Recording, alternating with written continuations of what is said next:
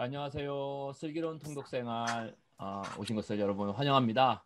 예, 서로에게도 한번 인사 한번 해주세요. 네, 네. 그러면은 기다리는 것 없이 곧장 10시가 되면은 우리 약속 시간대로 시작하도록 하겠습니다. 여러분 통독생활 어떻게 지금 체크하면 잘 읽고 있나요? 네. 자, 보면 여기 저도 이렇게 PDF에다가 이렇게 이제 체크를 해가면서 지금 읽고 있는데요. 예. 여러분도 이렇게 하나씩 체크하면서 읽으면은 더 재미가 있을 거예요. 혹시 뭐 이 PDF 파일 또 이 통독표를 받지 못하신 분은 저한테 말씀해 주시면 언제든지 하도록 하겠습니다. 드리도록 할 테니까 걱정하지 마시고요. 언제든지 저한테 개인톡으로 말씀해 주시면 통독표 드리도록 할게요. 자, 그러면 오늘 하게 될 내용. 어떻게 지금 제가 제 말 잘 들리고 있죠, 여러분? 잘 들리나요? 네. 곧장 시작하도록 할게요. 자, 이 마태복음의 주제와 흐름에 대해서 전체적으로 한 번 더 짚고 가도록 할게요. 자, 마태복음은 1장부터 28장까지 돼 있는데 그 주제가 지난주에 뭐라 그랬죠? 예, 왕이라고 했어요. 자, 하나님 나라의 왕. 그래서 마태복음의 주제의 핵심 단어가 왕이라고 했습니다. 그래서 1장부터 4장은 왕의 준비, 그리고 4장부터 또 7장까지는 왕의 선포. 예. 잠시만요. 예. 그리고 8장부터 11장은 하나님 나라의 왕이신 그 예수님의 능력에 대해서 얘기를 하고 있고요. 또 11장부터 16장은 그 왕이신 예수님을 거역하는, 반역하고 대적하는 사람들 이야기가 또 나오고 있습니다. 그리고 16장부터 20장은 이제 그 왕을 대적하는 사람들에 대해서 왕께서 어떻게 반응하고 계신지 이야기가 또 나오고 있고요. 또 20장부터 27장은 왕에 대한 배척이 계속 또 이어지고 있어요. 마지막으로 그리고 예수님이 십자가에 죽으시고 부활하시는 그 왕의 부활과 승리 이야기에 대해서 이제 이야기가 나오고 있습니다. 근데 이제 초점이 보면은 1장부터 전반부인 그 16장까지는 왕의 정체성, 그 예수님의 정체성에 대해서 나와요. 그런 이야기들. 예수님이 누구시냐? 예수님이 어떤 분이시냐?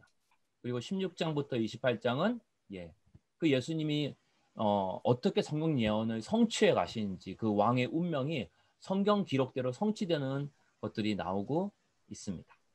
그리고 1장부터 16장은 주로 예수님이 누굴 상대해요? 무리들을 가르치는 많은 무리들을 상대합니다. 근데 16장 이후부터 끝까지는 예수님이 이제 무리들보다는 어떤 사람들? 주로 제자들을 가르치시고 제자들에게 유언을 하시는 그런 이야기들로 되어 있어요. 이 장소를 봐도 여기 그림을 보면은 좀 보이시겠지만 장소를 보면은 예수님이 초반에는 베들레헴과 나사렛에서 주로 이제 사역의 장소가 이제 마태복음에 전개되는데 중간에는 이제 갈릴리, 주로 갈릴리에서 예수님이 이적과 기적을 많이 보여주세요. 그리고 예수님의 후반부 사역에서는 특별히 일주일간의 이야기는 어떻다? 유대, 예루살렘을 중심으로 해서 이야기가 펼쳐집니다. 그래서 시간상으로 보면은 초반 4장까지가 30년의 시간을 초반 4장에 다 들여놨어요. 그리고 4장부터 그리고 예수님의 십자가까지가 3년 6개월. 그리고 마지막 예수님이 십자가에 죽으시고 부활하신 그 일주일이 맨 뒷부분에 이제 위치해 있죠. 그러니까 사실은 이렇게 짧은 기간, 마지막 공생에 집중이 되어 있다는 얘기는 예수님이 이 땅에서 얼마나 오래 살았냐가 중요한 게 아니라 바로 예수님께서 하시고자 하는 모든 사역이 사실은 예수님의 공생의 사역과 그 십자가 부활 사역에 집중되어 있다는 걸 우리가 알 수가 있습니다. 자, 이런 흐름으로 여러분이 마태복음을 보시면 될 것 같아요. 자, 조금 요약을 해보면요. 다시 이번 주에 읽을 9장부터 10장, 8, 9, 10장이죠. 그리고 또 11장에서 15장, 16장에서 20장을 3등분 해보면 특별히 8에서 10장은 어떤 이야기가 나올까요? 왕이신 예수님의 능력이 나와요. 그래서 이번 한 주간 여러분이 마태복음 9장에서 18장까지 볼 때 주제와 흐름이 주의하면서 8장에서 10장까지는 특별히 왕이신 그 왕의 능력이 나오고 있어요. 그래서 주로 이야기도 어떤 이야기들이 배치되냐 하면은 10가지 기적, 표적들이 나와요. 여러분 기적이나 표적이란 단어는 헬라어로 세메이온이란 단어예요. 근데 이 세메이온이란 단어는 영어로 여러분 아니죠? 사인. 이제 보통 한국 사람이 사인한다 그러죠. 사인. 그건 뭡니까? 이제 신호를 보낸다, 표시한다 이런 뜻이에요. 예. 근데 예수님께서 이 기적과 표적을 통해서 이 마태복음이 강조하는 것은 바로 예수님이 누구라는 걸, 하나님 나라의 왕이구나, 이 세상이 온 세상의 왕이라는 것을 이 기적과 표적 이야기를 통해서 10장까지 이야기를 통해서 사람들에게 알려주고 싶은 거예요. 예. 그래서 여러분들이 기적과 표적을 통해서 예수님 능력 대단하네 이것만 볼 게 아니라 그런 기적을 통해서 결국은 그 기적이 무엇을 가리키고 있다, 그 신호가, 표시가, 표적이 예수님이 진짜 왕이구나, 온 세상의 창조주구나 라는 걸 보시면 될 것 같아요. 그리고 11에서 15장은 어떤 이야기가 나오냐면은 왕을 배척하는 사람들 이야기가 나오죠. 특별히 어떤 사람들이 예수님을 거부하고 있습니까? 예, 성경을 가장 잘 알고 있다고 하는 그런 종교 지도자들, 예, 그리고 유대인의 장로들, 서기관들, 바리새인들, 이런 사람들이 예수님을 가장 거부하고 대적하고 있어요. 그러니까 여러분들이 11장에서 15장을 보면서 봐야 될 거는, 주의해야 될 거는, 성경을 많이 알고 있는 것과 성경을 믿는 것은 다른 거구나. 왜? 성경을 많이 알고 있어도 얼마든지 예수님을 뭐 할 수 있다? 대적할 수 있다는 거죠. 예수님을 대적할 수 있다는 거예요. 자, 그리고 16에서 20장은 어떤 이야기가 나옵니까? 예수님께서 왕의 제자들을, 자신의 제자들을 예비하시는 시간들이에요. 그래서 주로 설교도 무리들이 아니라 주로 제자들에게 이야기를 하시고 계신 장면들이에요. 그래서 예수님은 앞으로 이제 완성될, 또 다가올 자신의 왕국을, 나라를 세우기 위해서 제자들을 훈련시키시고 양육하시는 시간이에요. 그래서 이런 설교를 통해서 제자들이 어떻게 예수님의 교회를 함께 세워가는지, 그리고 하나님 나라가 어떻게 세워져 가는지를, 그런 얘기를 자세히 알려주고 있습니다. 그래서 이것이 이번 주에 여러분이 읽을 9장부터 18장 내용에 이제 들어있는 부분들을 제가 잠깐 요약을 했고요. 좀 마태복음의 특징 몇 가지만 알려주고 오늘 마치려고 해요. 특별히 마태복음에서 특별한 단어가 있습니다. 자, 어떤 단어? 예, 천국이란 단어예요. 천국이란 단어. 예, 이 천국이란 단어는 성경에서 총 37번이 나와요.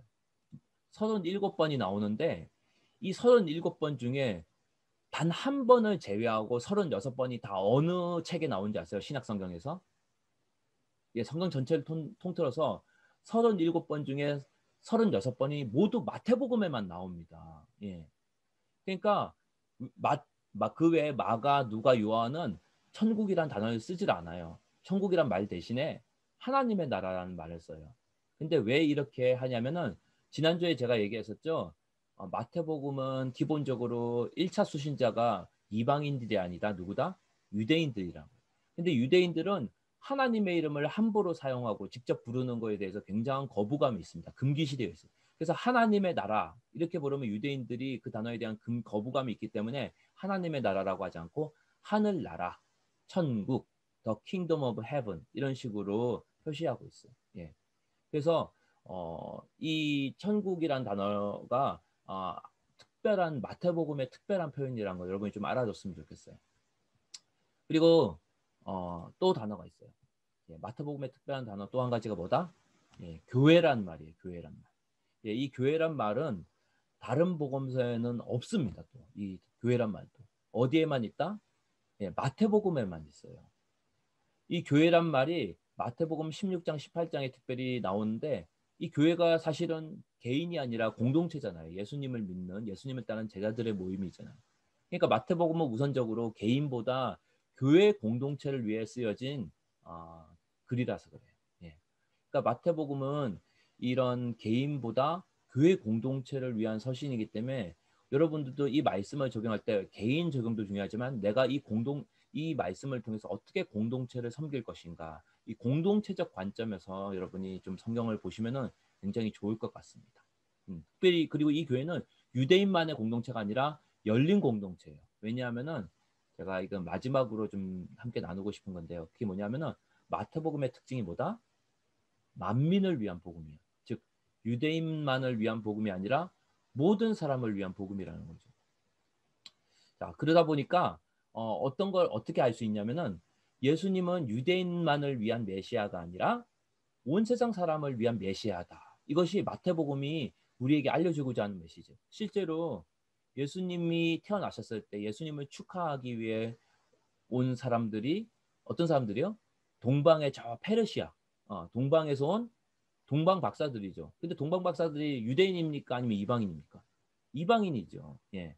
그러니까 그거는 이방인이 왕의 탄생을 축하하러 왔다는 거예요. 유대인만을 위한 복음이면은 그런 이방인 얘기가 하나 적혀 있지 않을 텐데 이 이야기를 통해서 마태복음이 열려 있는 복음서라는 거죠. 폐쇄적인 유대인만을 위한 교회가 아니고 이방인과 이 유대인 모두를 위한 교회 또 복음이라는 걸 알 수가 있습니다. 그리고 여러분들이 이제 이번 주에 읽게 된 마태복음 13장 천국 비유 복음 나오죠. 거기서도 복음의 씨를 뿌리는데 씨 뿌리는 자의 비유가 나오잖아요. 그런데 그 씨를 뿌린 데가 어디입니까? 밭이죠. 근데 그 밭이 이스라엘이 아니라 성경을 보면 나오겠지만 그 밭은 어디를 가리킬까요? 유대와 이방 모두를 합한 세상 전체예요. 세상 전부예요. 그러니까 하나님께서 이 복음의 씨앗을 유대인에게만 뿌리지 않고 온 세상 사람들에게 다 뿌린다는 거죠. 예. 그래서 복음은 유대인만의 복음이 아니라 이방인의 복음도 된다는 거예요. 예.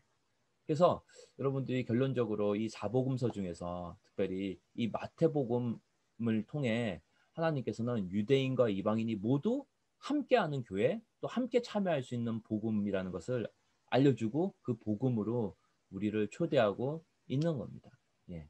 그래서 정말 이번 한 주 특별히 여러분들이 마태복음을 보았을 때 이 마태복음은 유대적인 색깔이 굉장히 강하지만 보편성, 그 복음의 보편성, 만민을 위한 보편성이 함께 어우러진 그래서 유대인과 함께 이방인도 함께 되는 그런 개인용 복음이 아닌 열방용 복음을 위해 쓰여진 복음서라는 걸 여러분이 좀 보시면서 이번 한 주간 보냈으면 좋겠어요. 그래서 바라기는 이번 한 주간 여러분이 이 왕의 복음서인 마태복음을 쭉 읽으면서 왕의 백성으로서 어떻게 이제 살아갈 건지 묵상하시는 그런 복된 한 주 되기를 바랍니다. 예, 이상으로 오늘 강의 마치도록 하고요. 혹시 질문 있으신 분 있습니까? 꼭 이 개인용 질문은 좀 개인톡으로 해주시고 여기 함께 있을 때 정말 궁금했던 건데 함께 나누고 싶은 질문 있으신 분 계세요? 예, 너무 갑작스러운 질문이라 당황스럽겠지만 그러면 언제든지 질문 있으면 저한테 개인톡으로나 또 해주시면 좋을 것 같아요.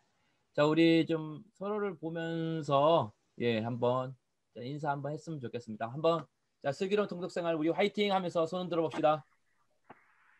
예, 자 한 주 수고하셨습니다. 파이팅, 고맙습니다. 파이팅. 바이바이. 감사합니다. 예, 주말에 봐요. 감사합니다. 수고하셨습니다. 사랑합니다. 파이팅.